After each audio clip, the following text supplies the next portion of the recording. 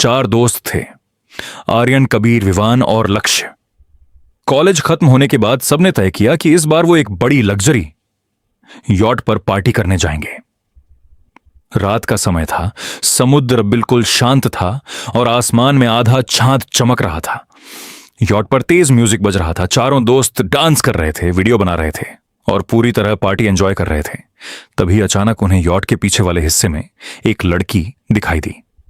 सफेद ड्रेस, लंबे बाल और चेहरे पर हल्की सी मुस्कान। लड़की हंसते हुए बोली, तुम लोग पार्टी कर रहे हो और मुझे बुलाया भी नहीं। चारों दोस्त पहले हैरान हो गए। इतने बीच समुद्र में कोई लड़की अकेली कैसे आ सकती थी? लेकिन वो लड़की बहुत फ्रेंडली थी।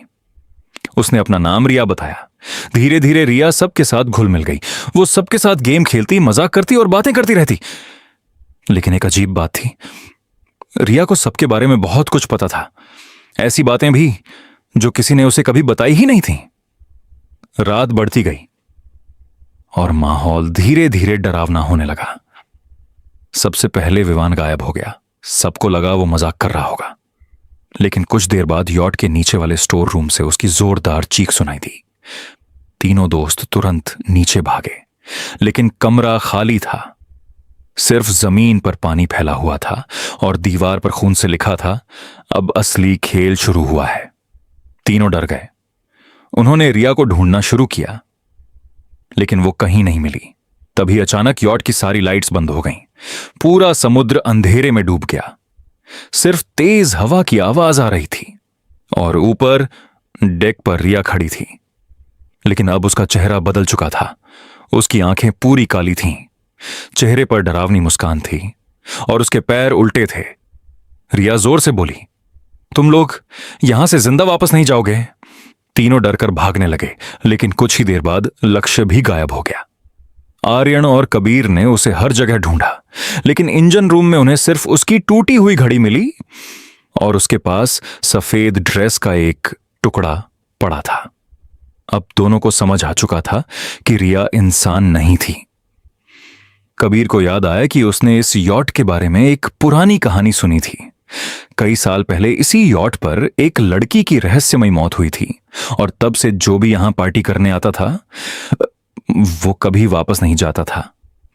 स्टोर रूम में आर्यन को एक पुरानी कांच की बोतल मिली जिस पर अजीब निशान बने हुए थे।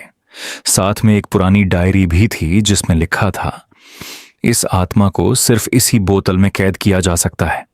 दोनों ने हिम्मत जुटाई। रिया अब अपने असली रूप में आ चुकी थी। उसका चेहरा सड़ा हुआ था, बाल हवा में उड़ रहे थे और उसकी डरावनी हंसी पूरी यॉट में गूंज रही थी। अचानक समुद्र में तूफान शुरू हो गया। रिया उन दोनों पर हमला करने लगी, लेकिन आर्यन डायरी में लिखा मंत्र जोर जोर से पढ़ने लगा। जैसे जैसे वो मंत्र पढ़ रहा था, रिया दर्द से चीखने लगी। तभी कबीर ने मौका देखकर वो कांच की बोतल रिया की तरफ फेंक दी। अचानक तेज हवा चलने लगी, पूरी यॉट जोर जोर से हिलने लगी और रिया का शरीर काले धुएं की तरह उस बोतल के अंदर खींचने लगा। उसकी चीखें पूरे समुद्र में गूंज रही थीं। कुछ सेकंड बाद सब शांत हो गया। बोतल अब पूरी तरह बंद हो चुकी थी। उसके अंदर सिर्फ काला धुआं घूम रहा था। आर्यन और कबीर थककर यॉट के डेक पर बैठ गए। उनके 2 दोस्त मर चुके थे और चारों तरफ सिर्फ शांत समुद्र था। धीरे धीरे सुबह होने लगी। दोनों ने आखिरी बार उस बोतल को देखा, फिर उसे भारी चेन से बांधकर समुद्र में फेंक दिया। बोतल धीरे धीरे गहरे पानी में डूबने लगी। दोनों ने राहत की सांस ली और उसी यॉट पर बैठकर सूरज निकलते हुए देखने लगे। ऐसी ही और वीडियोस के लिए मेरे चैनल को सब्सक्राइब करो।